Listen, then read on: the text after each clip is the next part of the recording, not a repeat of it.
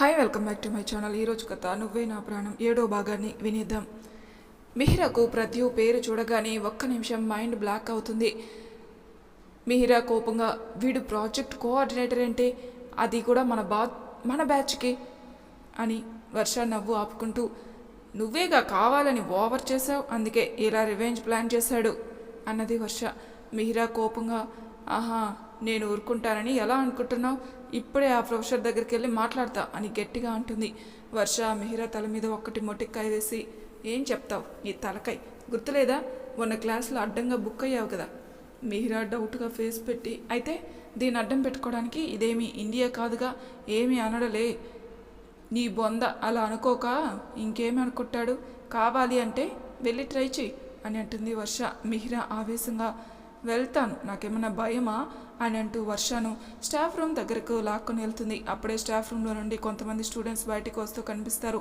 వర్ష వాళ్ళని చూసి, ఏమైంది, మీ అందరూ సార్ దగ్గరికి ఎందుకు వెళ్ళారు, ప్రాజెక్ట్ కోఆర్డినేటర్ను మార్చమని అడిగాం, ఆయన కర్ర విరగకుండా పాము చావకుండా చాలా బాగా చెప్పాడు అని చెప్పి అక్కడి నుండి వెళ్ళిపోతారు. వర్ష మిహిరా ఇద్దరు మొహాలు చూసుకుంటూ, అంటే ఏంటి అని అంటుంది మిహిరా. ఇంతలో రవి వాళ్ళ దగ్గరికి వచ్చి, ఏముంది, అందరికీ తిట్లతో తలంటు పోసాడంట, నోరు మూసుకొని ఎవరికి ఇచ్చిన వాళ్ళని కాంటాక్ట్ చేయమని చెప్పారు, ఏమన్నా డౌట్స్ ఉంటే తన దగ్గరికి రమ్మన్నాడు అని చెప్పారు అని చావు కబురు చల్లగా చెబుతాడు. మిహిరా ఆ మాటలకి నీరు కారిపోతుంది. అయ్యో రామా, ఇప్పుడు ఎలా, ఇక వాడి అండర్లోనే ఉండాలా అన్నది మిహిరా. వర్ష, తప్పదు, చేసుకున్న వాళ్ళకి చేసుకున్నంత రామచంద్ర అన్నాడట వెనకడికి నీలాంటి వాడొకడు, ఇప్పుడు నీ పరిస్థితి అలానే ఉంది, వద్దు వద్దు అంటే విన్నావా, అనుభవించు అన్నది వర్ష. మిహిరా కోపంగా, ఇంకా ఆపుతావా నీ సామెతలు అని కోపంగా అక్కడి నుండి బయటికి వెళ్తుంది. రవి వర్ష తననే ఫాలో అవుతారు. మీ ఇద్దరిని తన కింద వేసుకున్నాడు, బాగానే ఉంది, మరి నన్నెందుకు మీ ఇద్దరితో కలిపి వేశారు అన్నాడు రవి. వేస్తే వేశారులే, దానికి అంత ఫీల్ అవ్వాలా, నువ్వు కూడా ప్రొఫెసర్ దగ్గరికి పో డౌట్ ఉంటే అన్నది వర్ష. ఇప్పుడు వెళ్లాల్సింది అక్కడికి కాదు, ప్రద్యు దగ్గరికి అని అంటాడు రవి. మిహిరా మాత్రం వీళ్ళని పట్టించుకోకుండా ఏం చేయాలో అని ఆలోచిస్తూ ఉంటుంది. ఇంతలో తన ముందుకు ఎవరో నుంచుని ఉండడంతో తల ఎత్తి చూస్తుంది. ఎదురుగా ప్రద్యు నవ్వుతూ నించుని ఉంటాడు. మిహిరకు తనను చూడగానే కోపం తన్నుకొస్తుంది. అయినా కంట్రోల్ చేసుకుంటూ మనసులో, కూల్ మిహిరా కూల్, ఇప్పుడు వాడు ఏమి వాగినా సైలెంట్గా ఉండు అని అనుకుంటూ ఉంటుంది. ఏంటి, మన బ్యాచ్ ఇక్కడ మీటింగ్ వేసింది, కోఆర్డినేటర్ అని తెలిసిన వెంటనే ఈ బాబుగారి దర్శనం చేసుకోవాలని తెలీదా అని అంటాడు ప్రద్యు. రవి వర్ష తన దగ్గరికి వచ్చి, హాయ్ బ్రో, మీ దగ్గరికే వస్తున్నాం, ఇంతలో నువ్వే వచ్చేసావు అన్నాడు రవి. అవునా, అవును నిజం, ఇంతకీ ఏం ప్రాజెక్ట్ డిసైడ్ చేస్తున్నావు, ఎప్పటి నుండి స్టార్ట్ చేయాలి, ఎన్ని నెలలు ఉంది మొత్తం అని నాన్ స్టాప్గా అడుగుతూ ఉంటుంది వర్ష. ప్రద్యు మాత్రం మిహిరనే చూస్తూ, ఏంటి అన్నీ మీరిద్దరే అడుగుతున్నారు, మీ మేడం గారు ఏం అడగరా, ఏం తన ప్రాజెక్ట్ చేయటం లేదా, టీం అంటే అందరూ ఇలా విడివిడిగా కాదు అని మిహిరా వైపే చూస్తూ వెట్కారంగా అంటాడు. వర్ష మిహిరని చూసి, డార్లింగ్ నువ్వు ముందు రా, ఇక్కడికి మనం కూర్చొని మాట్లాడుకుందాం అని సైగ చేస్తుంది. మిహిరకు కోపం వస్తున్నా కంట్రోల్ చేసుకుని వాళ్ళ దగ్గరికి వచ్చి నించుంది.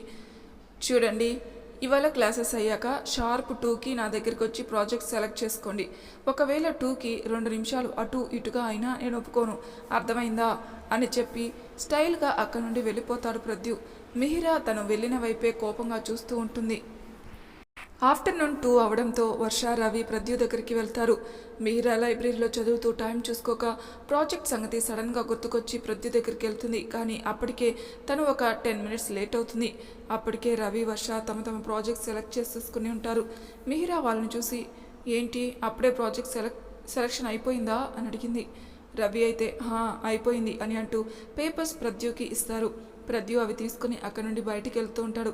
తను అలా వెళుతూ ఉండడంతో మిహిరా షాక్ అయి ప్రద్యు వెనక పరిగెడుతుంది. ఓయ్ ఎక్కడికి వెళ్ళిపోతున్నావు, నా ప్రాజెక్ట్ కూడా ఫైనల్ చేయాలి కదా అని అంటుంది. ప్రద్యు వినిపించుకోకుండా, నువ్వు లేటుగా వచ్చి నన్ను అడిగితే నేనేం చేయను అన్నాడు. మిహిరా షాక్గా, లేట్ ఏంటి, నేనేమన్నా అరగంట లేటుగా వచ్చానా, జస్ట్ 10 మినిట్సే కదా అని అంటుంది. ప్రద్యు తనని చూస్తూ, చూడు, నీకోసం ఎవరూ ఇక్కడ ఖాళీగా ఏమీ కూర్చోలేదు, నాకు పనులు ఉంటాయి, అవన్నీ వదిలేసి నువ్వు వచ్చేదాకా అలా చూస్తూ కూర్చోమని అంటున్నావా అని అడిగాడు. నేను అలా అనలేదు, నువ్వే కావాలని ఓవర్ చేస్తున్నావు, నాకు తెలుసు, ఇది అడ్డం పెట్టుకుని నాతో కావాలని గేమ్స్ ఆడుతున్నావు అని కోపంగా అంటుంది మిహిరా. ప్రద్యు మిహిరా వైపు తీక్షణంగా చూస్తూ, చూడు, నేనేమీ నీలా చిన్న పిల్లాన్ని కాదు, మనసులో ఏదో పెట్టుకొని పగ సాధించడానికి. అవునా? నిజమా? అంత మెచ్యూర్డ్ అయితే ఇప్పుడే నా ప్రాజెక్ట్ ఓకే చెయ్యి, పవర్ నీ చేతిలోనే ఉంది కదా అని వెటకారంగా అంటుంది.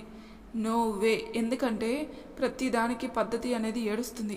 అయినా వాళ్ళిద్దరూ కరెక్ట్గా వచ్చినప్పుడు నీకేం పోయే కాలం, క్యాంపస్ మొత్తం తిరగకుండా టైంకి వస్తే ఈ టెన్షన్ ఉండదు కదా అన్నాడు. ఇప్పుడు ఇదంతా కాదు, నా ప్రాజెక్ట్ నన్ను సెలెక్ట్ చేసుకొని ఇస్తావా లేదా అని కోపంగా అంటుంది. ప్రద్యు తన నవ్వుని దాచుకుంటూ, పోవే పిచ్చిదాన, రేపైనా టైంకి రా, అప్పుడు చూద్దాం, రేపు మార్నింగ్ 9కి షార్ప్ అని అంటూ అక్కడి నుండి వెళ్ళిపోతూ ఉంటాడు. మిహిరా కోపంగా, నీ అబ్బా చెప్తారా నీ పని, ఎప్పటికైనా దొరకబోవు, అప్పుడు చెప్తా నీ సంగతి అని అనుకుంటూ ఉంటుంది. అలా మిహిరకు మొదటి రోజు డోస్ ఇచ్చి ఆనందపడుతూ ఉంటాడు ప్రద్యు. మీరా కోపంగా ఇంటికొచ్చి బ్యాగ్ పడేసి మంచం మీద వాలిపోతుంది. పొద్దున కాలేజీలో జరిగింది మొత్తం ఒకసారి రివైండ్ చేసుకుంటూ కోపంగా టెడీబేర్ని నలిపేస్తూ గోలు కొరుకుతూ ఉంటుంది. ఇంతలో మిహిరా మొబైల్కి మెసేజ్ రావడంతో ఓపెన్ చేసి చూస్తుంది. వనమాలి మెసేజ్ పంపించుంటాడు. హాయ్ వెన్నెల అని ఉంటుంది. హాయ్ వనమాలి గారు, ఈరోజు నా మూడ్ బాగాలేదు, నేను రేపు మాట్లాడతాను అని చాట్ కట్ చేస్తుంది. ఏమైంది అని రిప్లై ఇస్తాడు. అదొక పెద్ద కథలేండి, నాకు చెప్పే మూడ్ లేదు అని మెసేజ్ చేస్తుంది. పర్లేదు షార్ట్గా చెప్పు అని పంపడంతో మీరా జరిగింది మొత్తం వనమాలికి చెబుతుంది. అతను మొత్తం విని అహహహ అని రిప్లై ఇస్తాడు. మీరా కోపంగా, మీకు నా ప్రాబ్లం చెప్తే నవ్వు వస్తుందా అని రిప్లై ఇచ్చింది. హహా సారీ, సరే నీ ప్రాబ్లంని పోగొట్టే సొల్యూషన్ నేను చెప్తాను, చేస్తావా అని రిప్లై ఉంది. అవునా, ఏంటది, త్వరగా చెప్పండి, తప్పకుండా చేస్తాను అన్నది. వనమాలి తనకు ఒక ఐడియా చెప్తాడు. మిహిరకు అది నచ్చటంతో, చాలా థ్యాంక్స్ వనమాలి గారు, మంచి ఐడియా చెప్పారు, రేపు నుండి వాడికి చూపిస్తా చుక్కలు అని పెట్టింది. దట్స్ గుడ్, ఎప్పుడు టెన్షన్ అవ్వకండి, don't fear when I'm here అని రిప్లై ఇస్తాడు. మిహిరా థ్యాంక్స్ చెప్పి, ఏరా ప్రద్యు, నాతోనే ఆడుకోవాలనుకున్నావు కదా, రేపు నుండి నీ పని చెప్తా, అయిపోయావు నువ్వు అంతే, రేపు నుండి నా టార్చర్ ఉంటుంది నీకు అని రాక్షసంగా నవ్వుకుంటూ ఉంటుంది. నెక్స్ట్ డే మిహిరా చాలా కాన్ఫిడెంట్గా వనమాలి చెప్పిన ఐడియా ఫాలో అయ్యి కాలేజ్కి వెళ్తుంది. క్లాసెస్ అయ్యాక రవి, వర్ష మిహిరా దగ్గరకు వచ్చి, నీ ప్రాజెక్ట్ సెలెక్ట్ చేసుకున్నావా లేదా అని అడిగాడు రవి. మిహిరా ఏదో చెప్పేలోపే వర్ష కలుగు చేసుకుని, ఇంకా లేదు పాపం, అనవసరంగా నోటి దూలతో రెచ్చిపోయింది అన్నది. మిహిరా సీరియస్గా, నువ్వు నోరు మూసుకో, ఏం చేయాలో నాకు తెలుసు అని అంటూ అక్కడి నుండి ప్రద్యుని కలవడానికి తన క్లాస్కి వెళ్తుంది. కానీ తన క్లాస్లో ఉండడు. మిహిరని చూసిన రఘు, హాయ్, ఎవరి కోసం చూస్తున్నారు అని అడిగాడు.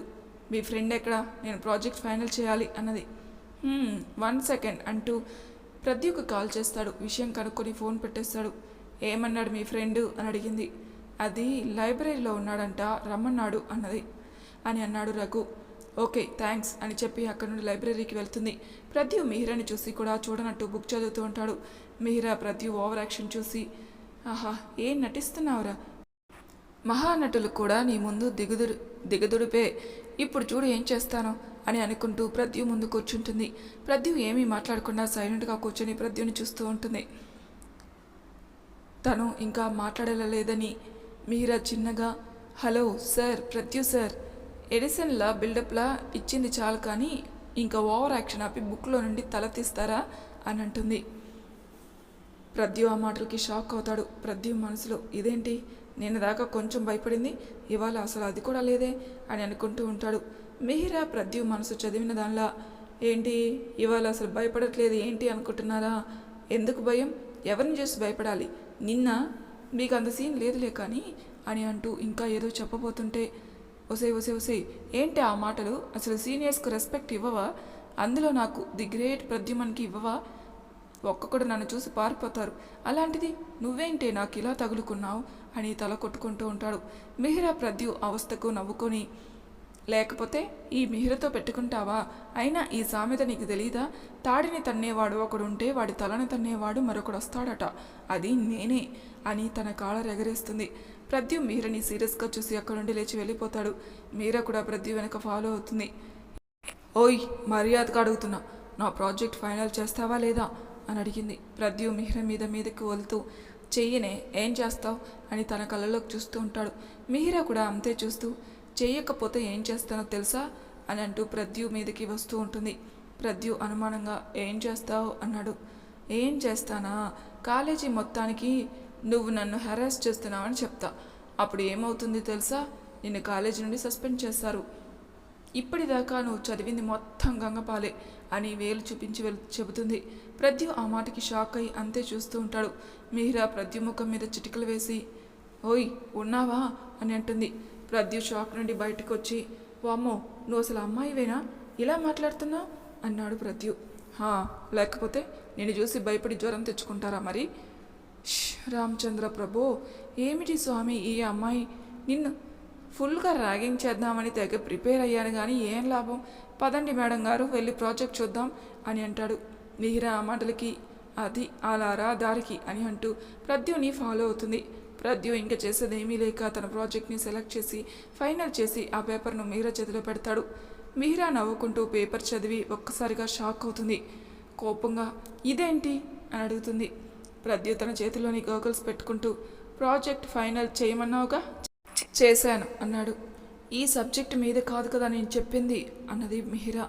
కానీ నాకు నచ్చింది అదే సబ్జెక్ట్ కదా, నీకు ఆ సబ్జెక్ట్ మీద అంత గ్రిప్ లేదా ఏంటి అన్నాడు. మిహిరా కోపంగా అసలు దాని మీద ఎవరైనా చేస్తారా అన్నది. అందుకే నువ్వు చెయ్యి బాగుంటుంది అన్నాడు. మర్యాదగా మారుస్తావా లేదా అన్నది. ఒక్కసారి ఫైనల్ చేశాక ఎవరు మార్చలేరు, ఆఖరికి మన ప్రొఫెసర్ కూడా. ఎలా ఉంది మన ట్విస్ట్ అని అంటూ అక్కడి నుండి వెళ్ళిపోతూ ఇదిగో పాప, రేపటి నుండి ప్రాజెక్ట్ చేసే పనిలో ఉండాలి కాబట్టి బాగా పేపర్ ప్రిపేర్ అవ్వు రేపటికి అని అంటూ అక్కడి నుండి వెళ్ళిపోతాడు. మీరా మాత్రం ప్రాజెక్ట్ని ప్రద్యుని మార్చి మార్చి చూస్తూ కోపంగా తన చేతిలో ఉన్న ఫైల్ని నేలకేసి కొడుతుంది. మిహిరా విషయం తెలిసిన రవి, వర్ష పడిపడి నవ్వుకుంటూ ఉంటారు. మిహిరకి కోపం వచ్చి వాళ్ళతో మాట్లాడకుండా ఉంటుంది. వర్ష మీరా కోపం అర్థం చేసుకొని డార్లింగ్ ఇప్పుడు ఏమైంది, ఎందుకంత ఫీల్ అవుతున్నావు, ప్రాజెక్ట్ గురించి నువ్వు టెన్షన్ పడకు, అతను ఫైనల్ చేసినా పర్లేదు, నువ్వు బాగా ప్రిపేర్ అయితే అతను కూడా ఏమీ చేయలేడు. అవును కదా, ఇంకా మేము కూడా ఉన్నాం, ఇంకెందుకు భయపడతావు, మేమిద్దరం హెల్ప్ చేస్తాం, దాని సంగతి మర్చిపో అని అంటూ మీరాను చీట్ చేయడానికి ట్రై చేస్తూ ఉంటారు. మీరా ఏమీ చేయలేక సైలెంట్గా ఉండిపోతుంది. అలా వనమాలి ఇచ్చిన ప్లాన్ వర్కౌట్ అయినా ప్రద్యు వేసిన ప్లాన్తో మిహిరా ప్లాన్ బెడిసి కొడుతుంది. ప్రద్యు, మిహిరా, రవి, వర్ష ముగ్గురికి ప్రాజెక్ట్లో హెల్ప్ చేస్తూ ఉంటాడు. బట్ మిహిరా సబ్జెక్ట్ కొంచెం టఫ్ అవడంతో తన ప్రాజెక్ట్ ఎక్కువ టైం తీసుకుంటూ ఉంటుంది. మిహిరా కూడా ప్రాజెక్ట్ పనిలో బిజీ అవుతున్న వనమాలితో మాట్లాడుతూ ఉంటుంది. కొన్ని రోజుల తర్వాత ఒకరోజు మిహిరా ప్రాజెక్ట్ వర్క్ చూస్తూ బుక్స్ కోసం లైబ్రరీలో ఉండి టైం చూసుకోకుండా నోట్స్ ప్రిపేర్ చేసుకుంటూ ఉండిపోతుంది. వర్ష తనకు డ్యూటీ ఉండడం వల్ల ముందే క్యాంటీన్కి వెళ్ళిపోతుంది. చాలాసేపటి తర్వాత మిహిరా టైం చూసుకొని బాబోయ్ ఏంటి ఇంత లేట్ అయిపోయింది, ఇప్పుడు ఇంటికి ఎలా వెళ్ళాలి నేను, ఇక్కడ నుండి ఎంత లేదన్నా 1 గంట పడుతుంది, అప్పటికే చీకటి పడిపోతుంది, ఒకసారి వర్ష కాల్ చేద్దాం అని అనుకుంటూ వర్ష కాల్ చేస్తుంది. ఓయ్ ఎక్కడా, ఇంకా ఇంటికి రాలేదేంటి అని అడిగింది వర్ష. నువ్వు వెళ్ళిపోయావా అని అడిగింది మిహిరా. నా డ్యూటీ అయ్యాక వచ్చేసా, నువ్వు ఇంట్లోనే ఉన్నావు అనుకున్నానే, ఎలా ఇప్పుడు అన్నది వర్ష. పర్లేదు నేను జాగ్రత్తగా వస్తానులే అని కాల్ కట్ చేసి అక్కడ నుండి స్టార్ట్ అవుతుంది. మిహిరా కొంచెం దూరం వెళ్ళాక తను ఎక్కిన ట్రైన్ కొంచెం ఖాళీ అయిపోతుంది. మిహిరా ట్రైన్లో ఉన్న మనుషులు లెక్క పెట్టుకొని అమ్మయ్య కొంతమంది ఉన్నారు, వీళ్ళు నేను వెళ్ళేదాకా ఉంటే బాగుండు అని అనుకుంటూ ఉంటుంది. అనుకున్నట్టే తన స్టాప్లో సేఫ్గా దిగిపోతుంది. కానీ అక్కడ మాత్రం ఎవరు ఉండరు. ఆ స్టేషన్ మొత్తం ఖాళీగా ఉండడంతో భయపడి ఇదేంటి ఎవరూ లేరు అని అనుకుంటూ చుట్టూ చూస్తుంది. అప్పుడు కానీ తనకు అర్థం కాదు తను దిగింది వేరే స్టాప్లో అని. మీరా కంగారుగా ఇదేంటి ఇలా దిగేశాను, నెక్స్ట్ ట్రైన్ ఎప్పుడూ ఏంటో అని అనుకుంటూ వెళ్ళి టికెట్ తెచ్చుకుంటుంది. నెక్స్ట్ ట్రైన్ 1 అరగంట తర్వాత అని చెప్పడంతో ఒకవైపు భయంతో మరొకవైపు ఏమీ చేయలేని స్థితిలో అక్కడే కూర్చుని ఉంటుంది. తను కూర్చున్న కొంచెంసేపటికి ఒక ఫారిన్ బాయ్స్ గ్యాంగ్ అక్కడికి వస్తారు. మీరా వాళ్ళని చూసి భయపడుతూ ట్రైన్ కోసం వెయిట్ చేస్తూ గుండెను అరచేతిలో పట్టుకొని కూర్చుని ఉంటుంది. ఆ బాయ్స్ గ్యాంగ్ తనను చూసి కామెంట్స్ చేస్తూ ఉంటారు. కానీ తను అవేమీ పట్టించుకోకుండా భయంతో వణికిపోతూ ఉంటుంది. తను ఇంకా ఒంటరిగా ఉండడం చూసి ఆ గ్యాంగ్లో ఒకతను మీరా దగ్గరికి వెళుతూ ఉంటాడు. మీరా అతను తన వైపు చూస్తూ ఉండడం చూసి టెన్షన్తో వణికిపోతూ ఉండగా తన భుజం మీద సడన్గా ఎవరో చేయి పడేసరికి ఒక్కసారిగా గట్టిగా అరిచేస్తుంది. ఇంతకీ ఎవరొచ్చారు, మిహిరా మీద చెయ్యి వేసింది ఎవరు, నెక్స్ట్ ఎపిసోడ్లో తెలుసుకుందాం. అంతవరకు నా ఛానల్ని సబ్స్క్రైబ్ చేయని వాళ్ళు ప్లీజ్ సబ్స్క్రైబ్ చేసుకోండి, లైక్ చేసి షేర్ చేయండి, మీ అభిప్రాయాలు నాకు కామెంట్ రూపంలో తెలియజేయండి. Thank you for listening.